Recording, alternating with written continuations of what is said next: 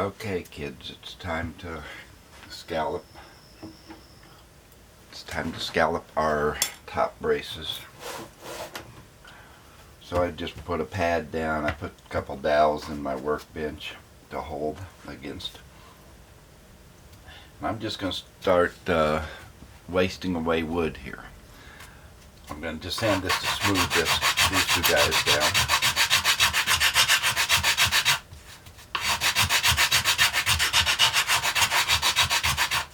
That's good. There wasn't much of a discrepancy there.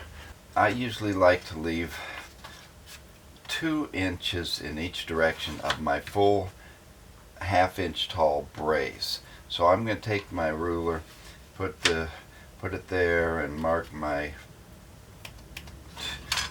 4 inches each way. So it's, so I've got 2 inches here, and so I'm not going to carve any of that. So that's basically my leave alone point. But beyond that, I can start taking away meat. Hope my chisels are sharp. First thing I want to do is on the top of my X's, I just take those down to a point. I don't scallop those necessarily. I just ramp it down, taper it down to my final thickness I want that goes through my my sides and the linings. So here I'm just going to have at this and start taking away some of this meat. Again, I'll come back to my 2-inch point and work that down.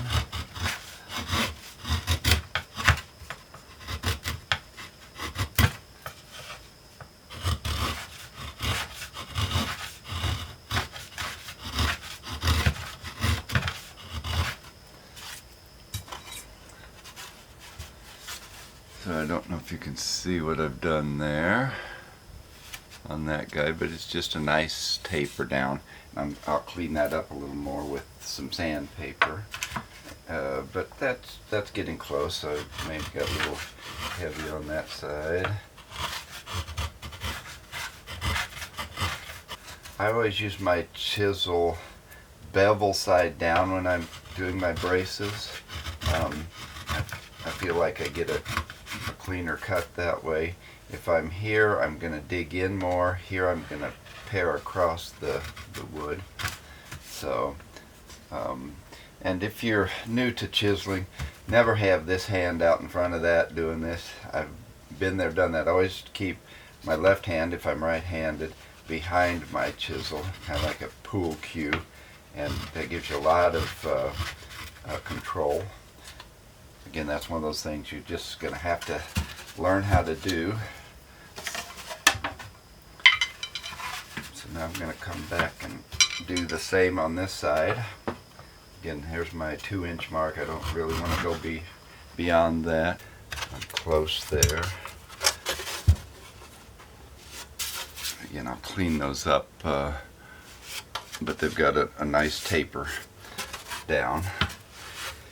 So I'll sand those and flatten them out just a bit, but that's about what I like there. That looks good.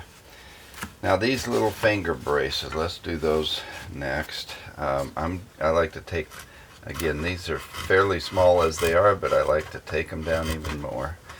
I'm going to take some of this off of the top. Now I'm going into my, in this case, grain, so I'm going to come back and pare across the grain like so. There we go. Again, with all of this, what we're doing is we're wasting wood, we're lightening up the top so it's more flexible and will vibrate better. So again, I'm just taking a little off of that. Take a bit down here.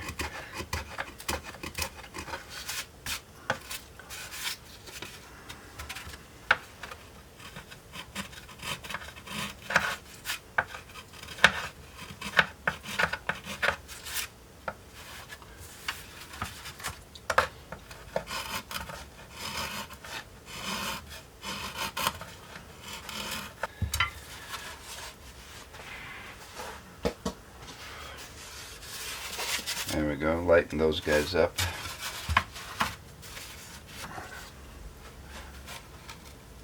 Let's go the other way.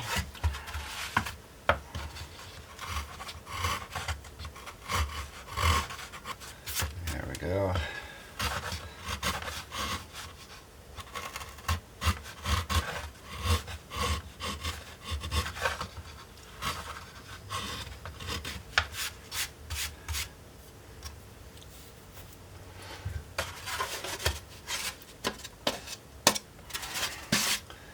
Alrighty, so there's my little finger braces. They look great. They're much lighter now, more delicate.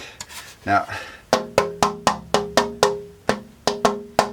I can do the old, here we go, I can do the old tap tuning and listen to it. I have no idea what I'm hearing.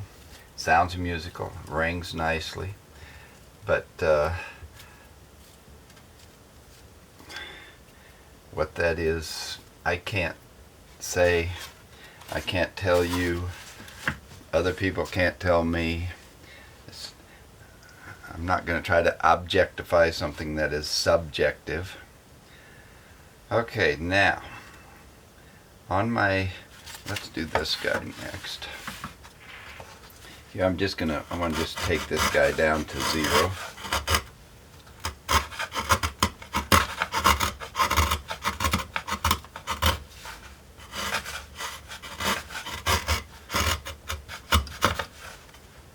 Kind of just getting rid of some meat here.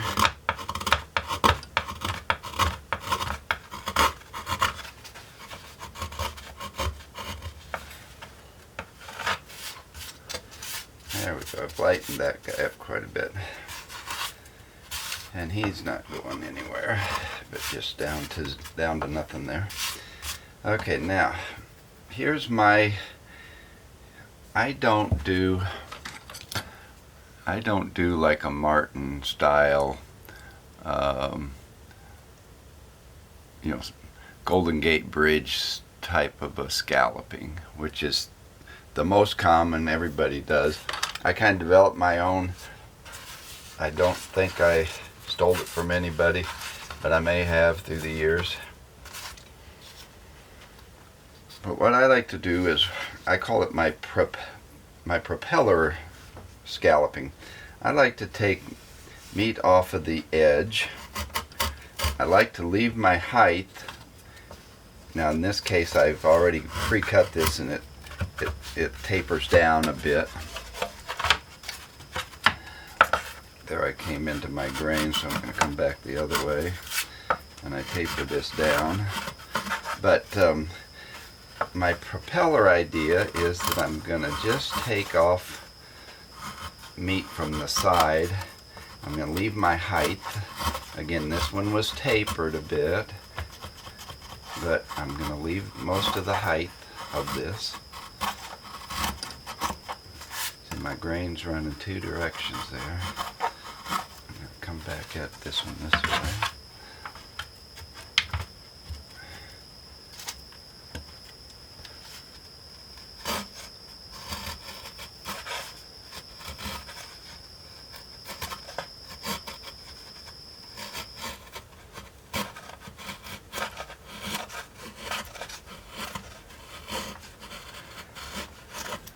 So at some point, I'm going to transition from cutting just the one side of the brace over to the other side here. Now I'm going to start taking meat off of this side. Again, I'm cutting into my grain there. Come back, I'm going to add it this way.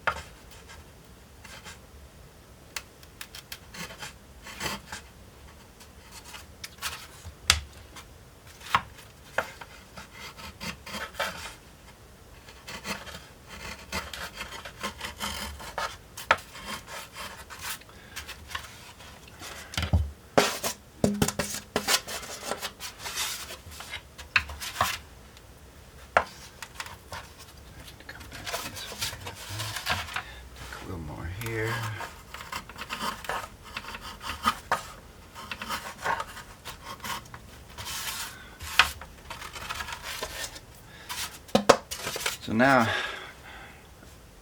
I hope you can see what I've done there.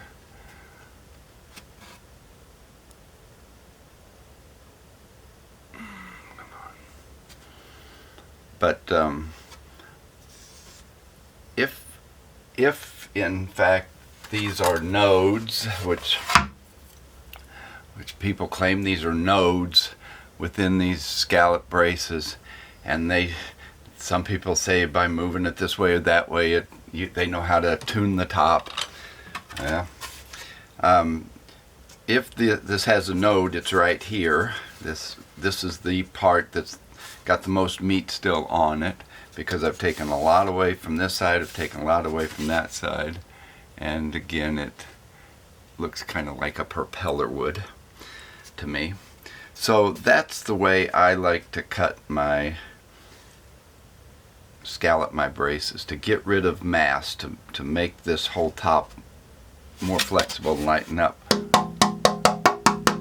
Again, I listen to it. I don't know what it's telling me. I can't know it. All that changes when you get it glued down. It changes when you have strings on it. If I were Dana Bourgeois and had tapped thousands and thousands of tops, I might know something, but us mere mortals, we don't. So, but what I do know is that I've lightened this top considerably by taking a lot of meat off of those braces. Now I'm going to do the same thing on my two main X's, and I'm going to do my propeller type of arrangement here. And the first thing I want to is taper down a bit. Again, I got to change. I'm going into my grain there, so I'm going to come back at it this way. And I want this to taper way down here.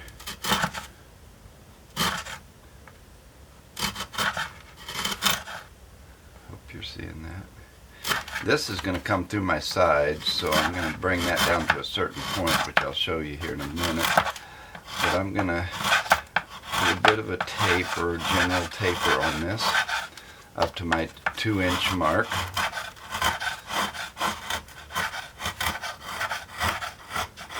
About like so.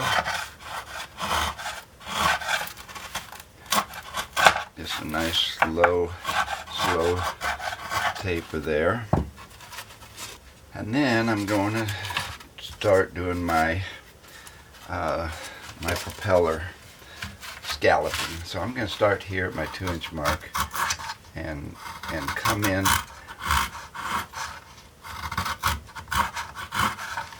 take away a bunch of meat here.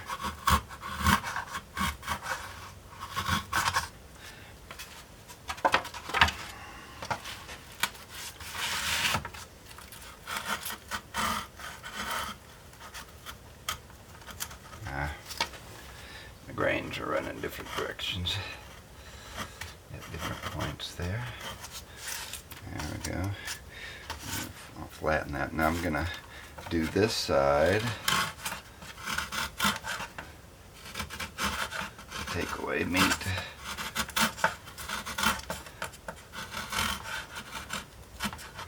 Up to about there.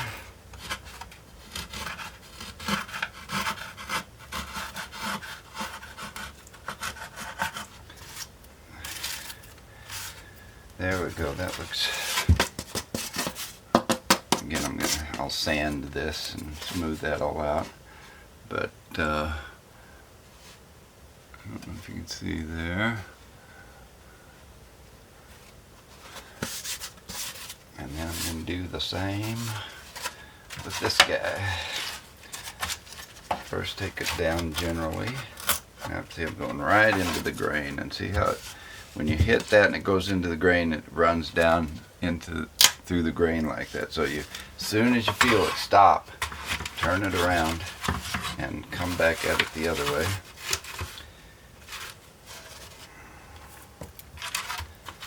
So here we go. That's where our split was.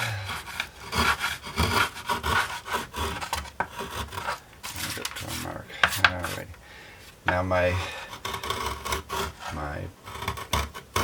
scalloping is going to go to this inside. I do that inside, Again, that's going to get smooth with some sanding. I'm going to do this inside here. Again, I like to leave my height, take away all my edges there. Come back on this side.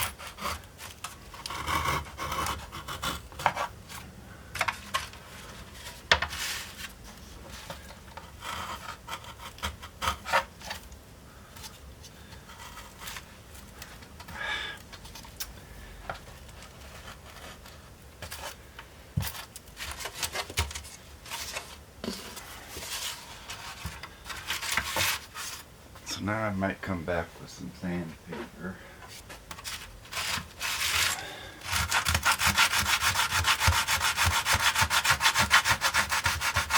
Smooth all these edges.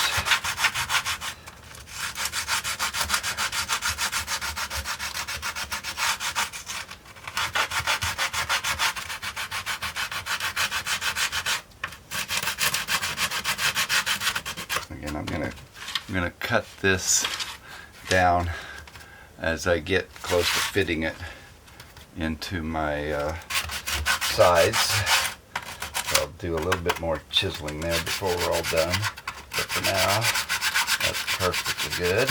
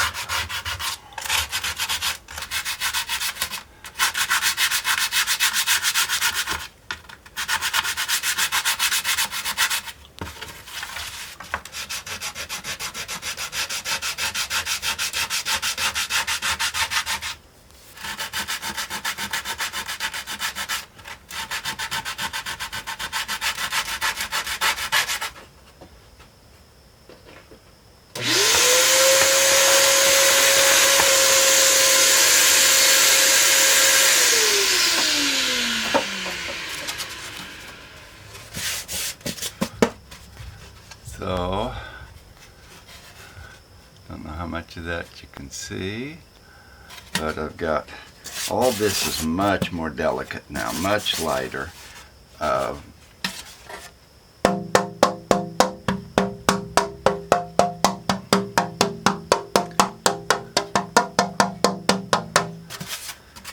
couple of years ago, I'm listening to this top. I don't know what it means, but it sounds nice. I more prefer that it looks good because I don't know what the sound means. I can't know what the sound means. If I tapped a million tops, maybe I would know, but I've only tapped in this form maybe 60, 80. So recently, a couple of years ago, I was up in Evanston at a guitar store up there, and they had, all the good guitars. They had a Collings and had Collings and Bourgeois and Martins, and they had all the goodies up there. But over in the corner was a John Grevin guitar, and so I was curious. I pulled it down and strummed it. It was the best thing in the whole showroom. A friend of mine was with me, and we both listened to everything, and we both loved the John Grevin. So I said to my friend, I gotta go home and get a mirror and come back and put inside this guitar and see what's going on with it. So I ran home, came back, put a mirror inside the John Grevin guitar, which was the best guitar out of all all the goodies, and they had a lot of goodies. And it was unremarkable. I thought there would be some magic in there, and there was nothing. It just looked like the inside of any other guitar. You know, he did a traditional Martin. He's kind of a traditional guy. Did a very traditional Martin, scalloping on his top. But what was the magic? I don't know what the magic was. He and I believe this to be true. Just the fact that he knows how to build a guitar. He just knows how to build a guitar, and beyond that, there's no magic. He just, it's all hand built, and that's, I think, part of the trick here is you don't want CNC machines building these things and slapping them together and cutting everything precise. You're taking the human element out of it. You're taking the spirit out of it. But John builds, in the past, has built a guitar a week. The guy's built more guitars than anybody. He's done that for 40 years or something. I don't know. But just knowing how to do it, that's the secret. Again, it was the best sounding guitar out of a lot of great guitars, and it was unremarkable when I put a mirror in it. It looked like anything else, and that's inexplicable. I don't think you can understand that unless you build as many guitars as he has. So us mere mortals, we do what we can. Again, I like the looks of this sort of a bracing pattern. I've gotten rid of a lot of weight now off of my top. As I listen to it, it's very musical. It sounds great. I'm not going to insult you by thinking you can hear something through the interweb, through your little computer speakers. That's the silliest thing I've ever heard, when you see these guys A-B-ing stuff over the internet, and you're supposed to be able to make a decision about that through your computer speakers, even if you got good speakers. It's a whole different animal. You're coming through speakers that are moving the air completely differently than what you're hearing here. Anyway, don't get me started on that. So there it is. There's my top braced. Now the next thing we're going to do is glue it to the body, and we'll have our box enclosed. Okay, kids, if you like and use or find these videos interesting, educational, informative, or maybe just entertaining because you're up late at night, we'd love to have you support us. There's a few ways you can do that. One is click the subscribe button below. That helps YouTube know what we're doing and that we're serious about this. Also, you can hit that bell icon, which tells you when the next videos are coming out. We're going to try and get at least one out a week now that we're up and running here. Also, a good way to support us is become a patron over at our Patreon account. And again, there's a link below for that. Patreon's a cool way that you can sign up and give, you know, $5 a month or $10 or whatever you feel is worth it. If you're using these videos to actually build a guitar and find it interesting and fun, please support us through Patreon. That's you know, I wish I could do this completely for free, but it takes money and time away from my other regular job. So, you know, it's a big undertaking, and any support you could send this way is great. So, you know, it's all been very fun so far for me, and I hope you guys are having fun at this as well, and we greatly appreciate all your support, so thanks.